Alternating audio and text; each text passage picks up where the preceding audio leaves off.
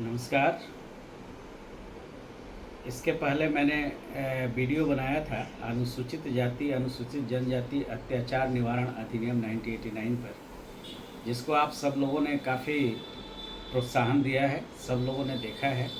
मेरा उद्देश्य इस सब वीडियो बनाने के पीछे यही है कि इस मामले में बहुत कम यूट्यूब पर वीडियो है और लोगों को जानकारी के अभाव के कारण जो सरकार की व्यवस्था बनाई गई है उसका लाभ सभी को मिल नहीं पाता या वो सभी लाभ ले नहीं पाते। व्यवस्थाएं बहुत अच्छी बनाई गई है, लोग जो जानकार हैं इसका बहुत बढ़िया से उपयोग भी कर रहे हैं, लेकिन जो अधिकांश जनता है जिनके लिए ये एक्ट बनाया गया है, जिसके लिए अधिनियम बनाया गया है, वो लोगों में जानकारी का अभाव रहने के कारण ये उसका यूज़ नहीं कर पाते।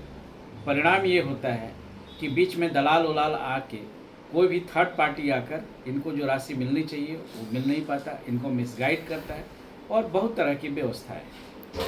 आज के इस वीडियो में मैं ये फोकस करने जा रहा हूँ कि पिछली वीडियो में मैंने आपको बताया था कि ये प्रोविजंस क्या है एक्ट के, और आज मैं इसके एग्जीक्यूशंस और इम्प्लीकेशंस क्या हैं, इसको किस प्रकार से इसके सामने, इस एक्ट के सामने चुनौतियाँ क्या क्या हैं, ये सब चीज़ों की चर्चा करना चाह रहा हूँ ताकि आप इस चीज़ों को समझ सकें। बिहार, ये एक्ट पूरे भारतवर्ष में लागू है। बिहार की व्यवस्था के संदर्भ में जैसे पिछली बार हमने बताया था कि 9 विशेष न्यायालय गठित है, बाकी जिलों में भी और विशेष न्यायालय गठन की प्रक्रिया चल रही है और पूरे बिहार में 40 अनुसूचित जाति जनजाति थाना का स्थापित किया गया है। हर एक जिला में लोक अभियोजक भी बनाए गए हैं और इसका मुआवजा जिला कल्याण कार्यालय के माध्यम से दिया जाता है।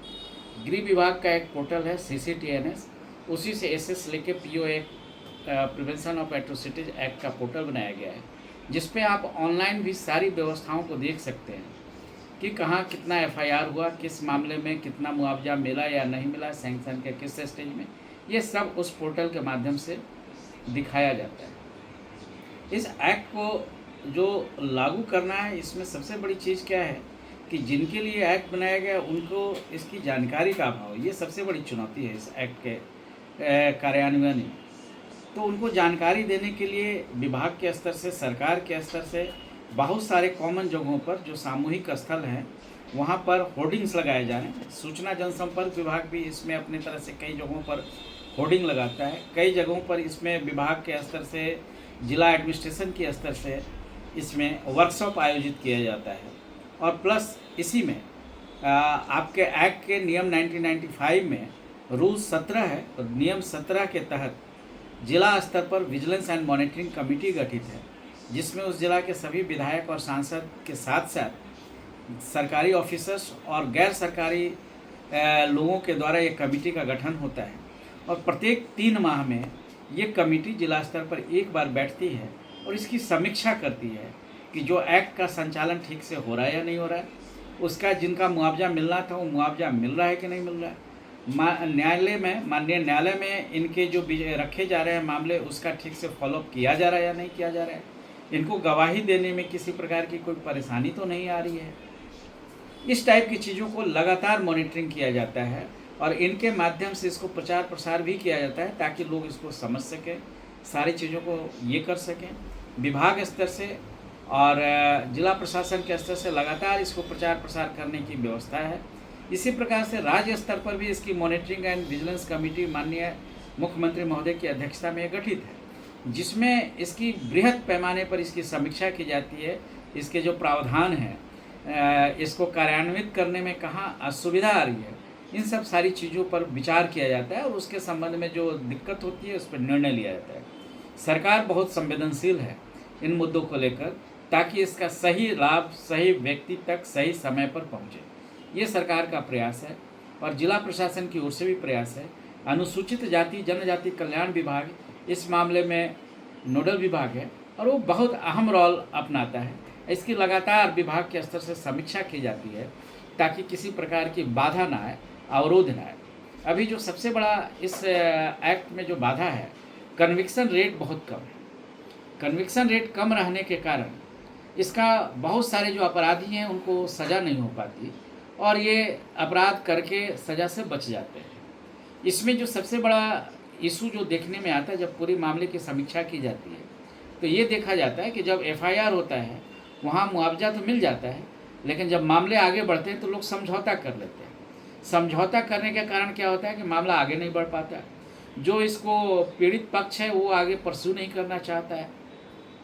इसके कारण क्या होता है कि इसमें निर्णय नहीं हो पाता है। तो इसमें जो भी पीड़ित पक्ष हैं इनसे अनुरोध रहेगा कि कम से कम जब अगर मामला एफआईआर किया गया है और उसमें एट्रोसिटीज़ की धाराएं, प्रिवेंशन ऑफ एट्रोसिटीज़ एक्ट की धाराएं लगाई गई हैं, तो आप उसको अंत तक लड़ें ताकि अपराधी को इसमें उसको अंतिम सज़ा दिलाई जा सके। और इसमें डरने और भय करने की ज़रूरत नहीं है, क्योंकि पुलिस प्रशासन और आपके जो विजिलेंस एंड मॉनिटरिंग कमेटी है उसमें पर्याप्त मात्रा में पुलिस विभाग का प्रतिनिधित्व होता है। पुलिस विभाग और गृह विभाग भी इस मामले को लगातार समीक्षा करते रहता है और इसको देखता है। इसके साथ में अनुसूचित जाति आयोग जो राज्य स्तर पर और राष्ट्र स्तर पर दोनों जगह कार्य करता है, वो भी ऐसे मामलों को लेते हैं और वो भी इस पर सतत निगरानी और अनुसरण पर ध्यान रखते हैं। और कुछ मामले ऐसे होते हैं जहाँ लोगों को न्याय नहीं मिल पाता है तो न्याय दिलाने का कार्य करते हैं। सरकार ने कई सारी एजेंसीज बनाई हुई है। इसको मामले में ये कन्विक्शन रेट बढ़ाने की बहुत ही आवश्यकता है। इसमें आपके स्तर से, पीड़ित के स्तर से, पीड़ित के आश्रितों के स्तर से भी पहल करने की ज़रूरत है कि किसी परिस्थिति में ऐसे मामलों में समझौता ना करें। समझौता करने से क्या होता है कि वो मामला वहीं का वहीं रह जाता है और आगे बढ़ता नहीं है, और अपराधी को सज़ा नहीं होने के कारण उनकी मनोवृत्ति में कमी नहीं आती है और उनके उत्साह में कोई कमी नहीं आती और बार बार वैसा करते हैं। एक जगह समझौता करके उनको पता होता है कि ऐसा कांड करेंगे तो फिर समझौता करेंगे, और इसके कारण ही तो ये बहुत बड़ी चुनौती है। इसको आपको जागरूक होना पड़ेगा। सरकार ने इसीलिए व्यवस्था की है कि अगर आप मामले की सुनवाई में आते हैं, गवाही देते हैं, तो गवाही देने के लिए जो पूरा दिन आपका लगता है तो उसमें आपको आने जाने के खर्चे दिए जाएँ। आपको अपने पैसे नहीं लगेंगे, उसकी भी व्यवस्था सरकार ने की है। 100 रुपया आने का और 100 रुपया जाने का, प्लस अगर पूरा दिन अगर आपका लगता है तो एक दिन की न्यूनतम मजदूरी अभी वर्तमान में हम लोग 410 रुपये उसमें दिए जाते हैं। इसके अलावा एफआईआर के दिन आपको 150 रुपये अलग से दिए जाते हैं। तो हर वो जगह देख देख के व्यवस्था की गई है कि जिसके तहत आपको अपना व्यय न लगे, खर्चे न लगे। इवन पुलिस भी अगर आपके यहाँ जांच पड़ताल के लिए जाती है तो उस दिन के भी आपको 410 रुपये न्यूनतम एक दिन के मजदूरी दिए हैं। इवन अगर आप थाना में जाते हैं उस चीज़ों को करने के लिए तो आने जाने और प्लस एक दिन के न्यूनतम मजदूरी दी। ये सारी व्यवस्था इसलिए की गई है ताकि आर्थिक रूप से आपको संरक्षित किया जा सके और आप सामाजिक रूप से अपने मामले को लड़ाई लड़े ताकि अपराधी को सज़ा मिले और आपको इसका पर्याप्त मुआवजा मिले। और सरकार की तरफ से जो विधि सम्मत तरीके से जो न्याय निर्णय की व्यवस्था की गई है उस न्याय निर्णय के तहत आपको न्याय मिले, ये सारी व्यवस्था की गई है। लेकिन इसमें कॉम्प्लिकेशंस आ रहे हैं, इसके लूप होल्स देखे जाते हैं। तो इसमें बहुत सारे मामले में बिचौलिया लोग भी पीड़ित और पीड़ित के परिवार, उनके आश्रित को दिग्भ्रमित कर देता है। वो लोग कह देता है कि हम ऐसे करा देंगे, वैसे करा देंगे। इसके कारण क्या होता है कि सही जगह पर आपका सही अप्रोच नहीं होने के कारण मुआवजा भी नहीं मिलता, और अगर मुआवजा मिलता है तो वो उसका बंदरबाट कर लेता है। तो उसके लिए ज़रूरी है कि आप सही जगह पर जाएं। जिला कल्याण कार्यालय इसके लिए सक्षम ऑफिस है। उनके पदाधिकारी, प्रखंड कल्याण पदाधिकारी और विकास मित्र आपके संपर्क में आते हैं। उनसे आप अपनी सारी चीज़ों को शेयर करें। उनके माध्यम से बैंक खाता और बाकी चीज़ें भी, आधार कार्ड वगैरह मांगा जाता है ताकि आपको आपके अकाउंट में पैसा CFMS के माध्यम से दिया जा सके। ये सारी व्यवस्था की जाती है ताकि आपको पहुँचे। इस सारी चीज़ों में हम लोग इस चीज़ों को ध्यान रखते हैं कि आपको किसी प्रकार की असुविधा ना हो। लेकिन बहुत सारे मामलों में हम लोगों ने देखा है कि बहुत लोग मुआवजा लेने से इनकार करते हैं। मुआवजा लेने से इनकार करते जो सक्षम लोग हैं वो तो बात समझ में आती है, लेकिन बहुत बार क्या होता है कि ऐसे लोग भी हैं जिनको पैसे की ज़रूरत होती है, वो भी लेने से इनकार करते हैं। वो पूरी बात को समझते नहीं। उसको समझने के लिए ज़रूरी है कि जब भी जिला कल्याण कार्यालय या जिला प्रशासन की ओर से कोई इस मामले में आपसे बात करना चाहे तो खुलकर अपनी बात को रखें, संशय रखें, सब कुछ रखें। इसी प्रकार से हत्या के मामले में हम लोगों ने बताया था पिछली बार कि नियम 15(1) घ के तहत सरकारी नौकरी परिचारी के पद पर हम लोग देते हैं। लेकिन ये तब होता है जब माननीय न्यायालय द्वारा उसमें आरोप का गठन कर दिया जाता है। लेकिन आरोप गठन करने के बाद जब मामले आते हैं और जब इसका फॉलोअप शुरू किया जाता है तो बहुत सारे परिवार ऐसे हैं कि जो अपने पते पर रहते नहीं, उनको खोजना मुश्किल हो जाता है। सरकारी नौकरी आज के दौर में मिलना मुश्किल है बहुत सारी संविदा पर मिलती है, ये तो पूरा स्केल पे मिलता है, फिर भी उसके लिए लोग ढूंढते रहते हैं और मिलते नहीं हैं। तो जब भी ऐसा मामला रहे, ये इस वीडियो के माध्यम से मैं ये जानकारी दे रहा हूँ कि आप कार्यालय के संपर्क में रहें। निश्चित रूप से जैसे ही माननीय न्यायालय से जब आरोप का गठन होगा, नियुक्ति की प्रक्रिया प्रारंभ होगी और आपको नियोजन मिलेगा, ताकि एक पूरा परिवार एक आर्थिक रूप से सुरक्षित हो सके। यहाँ ये भी ध्यान देने की बात है कि जब भी आपको पारिवारिक पेंशन भी मिलता है 5,000 रुपये बेसिक, अब प्लस जो सरकारी कर्मियों को जो 50% या जितना आगे के क्रम में डीए मिलता जाता है, वो 5,000 रुपये उतना आगे से जोड़ा जाता है। तो ये अगर सरकारी नौकरी मिलता है तो सरकारी नौकरी भी रहेगा और ये पेंशन की राशि भी उसको मिलता रहेगा, दोनों में से कोई भी चीज़ हटाई नहीं जाएगी। ये सरकार ने व्यवस्था दिया है। तो मुझे आशा है कि आप लोग इन सब जानकारियों का उपयोग अपने लिए करेंगे और सही सरकार की जो योजना जिस उद्देश्य से बनाई गई है, उस उद्देश्य को पूरा करने में सहयोग करेंगे।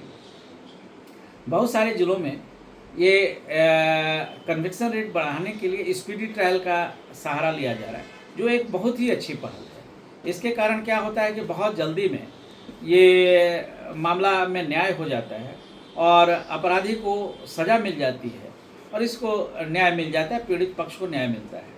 तो इस प्रकार की पहल की जानी चाहिए। इसी प्रकार के और भी बहुत सारे नवाचार पहल करने की आवश्यकता है। तो आज के वीडियो में इतना ही। चूँकि ये एक वीडियो में हमने प्रावधान बताए थे, दूसरे वीडियो में उसके कार्यान्वयन और चुनौतियों को बताना बहुत ज़रूरी था, ताकि आप कंप्लीट वे में समग्र रूप से समझ सकें कि ये चीज़ें क्या है, किस प्रकार से कार्यान्वित हो रही है, क्या इस कार्यान्वयन के बीच में क्या चुनौतियाँ आ रही हैं, इसको आपको जानने की ज़रूरत है, ताकि आप उसके आलोक में अपने अग्रतर कार्रवाई कर सकें। आज के वीडियो में बस इतना ही। धन्यवाद। आप सबसे अंत में यही अनुरोध है कि इस चैनल को लाइक करें, सब्सक्राइब करें, शेयर करें, ताकि ये जानकारियाँ बहुत लोगों तक पहुँचे। जो नीडी लोग हैं उन तक ये जानकारी पहुँचे। जानकारी का अभाव है, सही जानकारी लोगों तक पहुँच नहीं पाती, जिसके कारण लोगों को काफ़ी तकलीफ होती है। इसलिए आप सभी से अनुरोध है कि इस चैनल को वैसे लोगों तक जरूर पहुंचाएं जिनको इसकी ज़रूरत है।